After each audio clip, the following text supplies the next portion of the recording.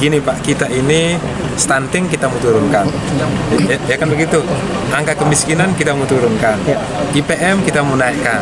Tetapi salah satu penyebab mengapa orang stunting kurang bersih air. Mengapa dia kurang bersih? Kurang air.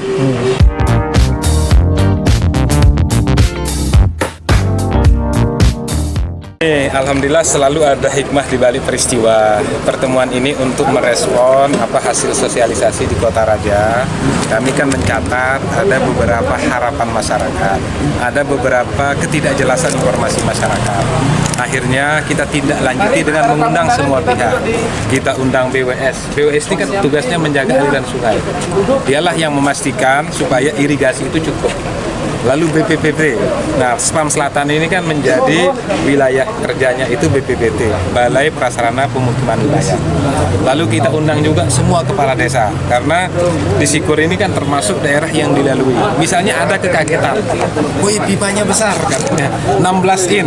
Nah padahal di dalam perencanaan utuhnya itu, ya dari 16 in, 14 in, nanti ujungnya sampai 8 in.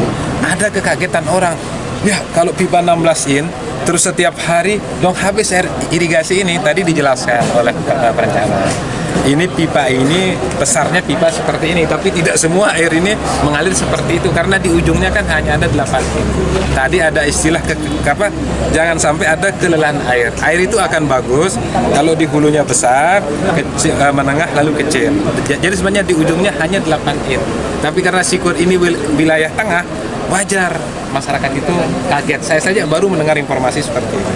Lalu yang ketiga, ada seolah kesan seolah air ini hanya kita bawa ke selatan, tidak boleh daerah yang dilalui.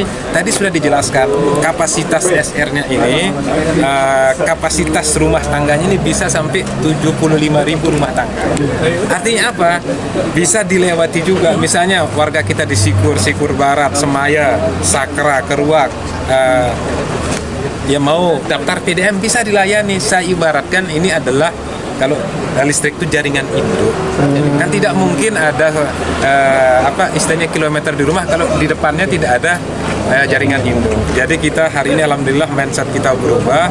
Oh Barat ke Selapuna gina jauh ajok.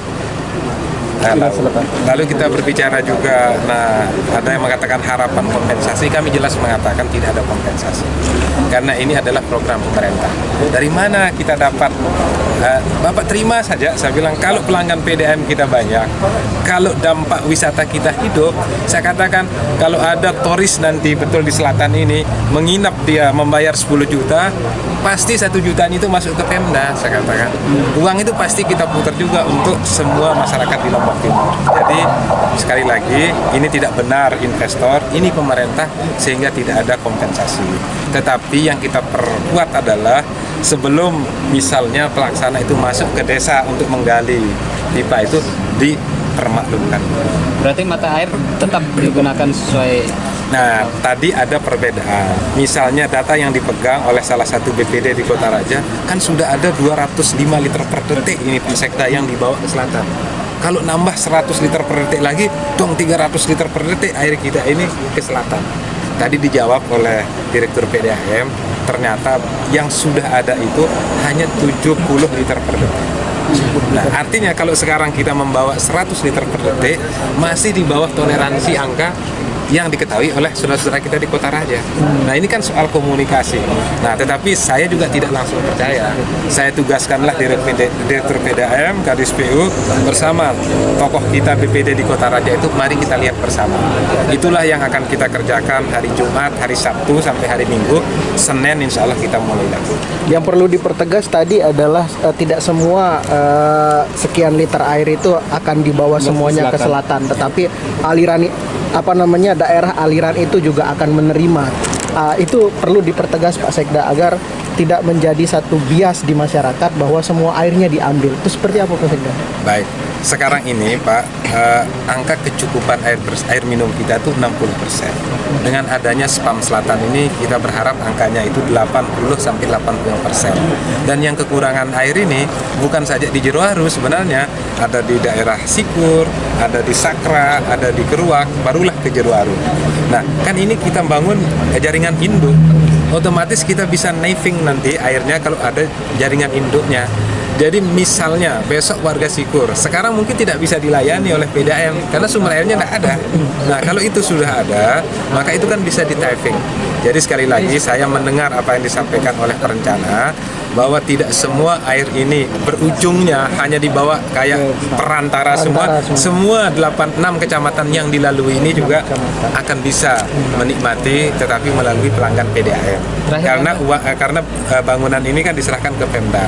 Ada aturan yang mengatakan operator untuk air minum di Pemda itu hanya PDAM. Nanti kita serahkan barang ini ke PDAM. Jadi kalau PDAM bisa melayani kalau dihitung berapa kecamatan dan berapa desa aliran tadi 6 kecamatan 39 desa. 39 desa. Dan niat awal dari SPAM ini adalah pemerataan begitu ya. Iya, kan gini Pak, kita ini stunting kita mau turunkan. Ya kan begitu. Angka kemiskinan kita mau turunkan. IPM kita mau naikkan. Tetapi salah satu penyebab mengapa orang stunting kurang bersih. Kurang bersih air. Mengapa dia kurang bersih? Kurang air. Karena harus ada upaya bersama, Pak. Tetapi yang menarik bagi saya ada statement dari tokoh masyarakat kita yang mengatakan kuncinya satu. Kuncinya adalah mari kita berwawasan Lombapin. Mari kita berwawasan NTB. Mari kita berwawasan nasional sehingga semua ini adalah saudara kita. Itu kata kuncinya. Terakhir Kanda, ini kan ada kekhawatiran dari masyarakat bahwa tidak akan bisa dinikmati oleh anak cucu, sehingga apa upaya kita iya untuk betul, merawat saya lupa. mata air Ada ini? ide baik dari Pak Dandim. Tadi sengaja diputar bagaimana seorang warga Brazil yang punya lahan 2.100 hektar ternyata setelah ditanam selama 20 tahun saja ternyata bisa membuat hijau semua. Jadi solusinya kita sudah cek di Google Earth, di satelit, ternyata banyak kawasan kita yang gundul di Mangke Kavin Ground itu, ya itu tadi sudah diukur kalau tidak salah ya luasnya itu sampai kepada 2.500 hektar. Saya tadi jamin 2024 harus ada program reboisasi. Itu Pemda untuk menjawab kekhawatiran di masyarakat. Ada reboisasi. Berarti tetap kita laksanakan reboisasi. Tetap saya janji 2024. Yang kedua, CSR PDAM kita prioritaskan dulu untuk ke daerah hulu. Itu solusi supaya ada take and go. Itu ya. Terima kasih.